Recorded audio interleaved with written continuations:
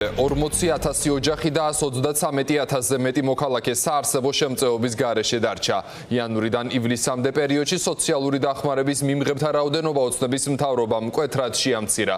სპეციალისტების აზრით ოლიგარქის გუნდი აბსურდული კრიტერიუმებით ხელმძღვანელობს და ადამიანებს, რომელთაც ყველაზე მეტად სჭირდებათ საარსებო შემწეობა, დახმარების გარეშე რჩებიან. მიზერული შემოსავალიც კი დახმარების სრულ დაკარგვას იწვევს. ირკვევა, რომ შემწეობა შეუწყვეტეს მათ, ვინც რეჟიმის მომხრე არაა. მოქალაქეები ახლა სახალხო დამცველს მოუწოდებენ შეისწავლოს ოცნების ახალი პოლიტიკა, რომელიც ღარიბი ოჯახების ჩაგვრისკენაა მიმართული.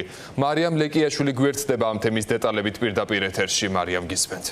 დიახ, გიორგი, ბოლოს 7 თვეში სოციალური მომსახურების სააგენტომ სოციალურად დაუცველის სტატუსი შეუწყვიტა 124,000 ადამიანს, რაც არის დაახლოებით 40,000-მდე ოჯახი, მათ შორის სოციალურად დაუცველის სტატუსი შეუწყვეტათ ისეთ ადამიანებს, რომლებსაც აქვთ შეზღუდული შესაძლებლობების მქონე პირის სტატუსი, ან ჰყავთ ოჯახში ამ სტატუსის მატარებელი ადამიანები. მოქალაქეების მხრიდან მოჰყვა პროტესტი ქართული ოცნების ამ გადაწყვეტილებებს, ისინი სხვადასხვა სოციალურ ქსელებში გამოხატავენ პროტესტს და უკმაყოფილებას ამ საკითხთან დაკავშირებით. რამდენიმე დღის წინ დამოუკიდებელმა პოლიტიკოსმა ქალმა თეონა ჭალიძემ მიმართა საქართველოს სახალხო დამცველს, რომ გაუწიოს მონიტორინგი ამ თემას. ივანიშვილის პარტიის კრიტიკოსები კი მიიჩნევენ, რომ ახლა ქართული ოცნება სოციალურად დაუცველების თემით მანიპულირებას ცდილობს და მათი პრობლემები მხოლოდ მაშინ ახსენდებათ, როდესაც წინა საარჩევნო კამპანია იწყება. სოციალური დაუცველები ამ რეჟიმს აინტერესებს მხოლოდ არჩევნებთან მიმართებაში, როდესაც არჩევნები ახლოვდება.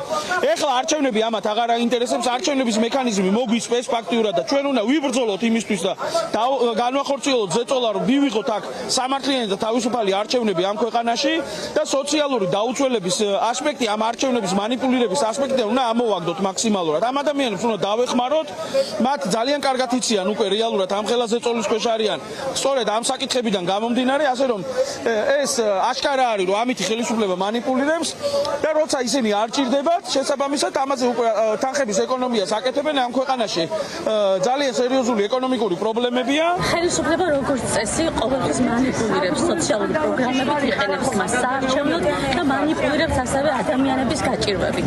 ჩვენ როგორც ვიცით, სოციალური მომსახურების სააგენტომ ბოლო 7 თვის განმავლობაში ჩაატარა სოციალურ დაუცველთა ბაზის მასშტაბური წმენდა და უკვე 133,000-ზე მეტ ადამიანს საარსებო შემწეობა შეუწყვიტეს. სხვადასხვა მიზეზებით, რომელსაც რა თქმა უნდა საზოგადოებას ესე საჯაროდ არ ეუბნებიან და არ აკონკრეტებენ, რაც არის ძალიან დიდი პრობლემა. ადამიანები არიან გაუგებრობაში ჩავარდნილი, მათთვის მოულოდნელი იყო საარსებო შემწეობის შეწყვეტა, იმიტომ რომ ისინი ყოველთვიურად ამაზე არიან დამოკიდებული.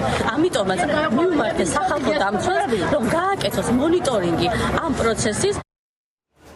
2026 წლის იანვარი-ივლისის სტატისტიკის მიხედვით ირკვევა, რომ სოციალური მომსახურების სააგენტომ მოქალაქეთათვის სოციალურად დაუცველი სტატუსის შეჯერება თებერვლის თვიდან დაიწყო. ამ გადაწყვეტილებას კი წინ უძღოდა რამდენიმე თვის წინ ირაკლი კობახიძის განცხადება იმასთან დაკავშირებით, რომ სოციალურად დაუცველი სტატუსი საქართველოს ძალიან დიდ რაოდენობას ჰქონდა.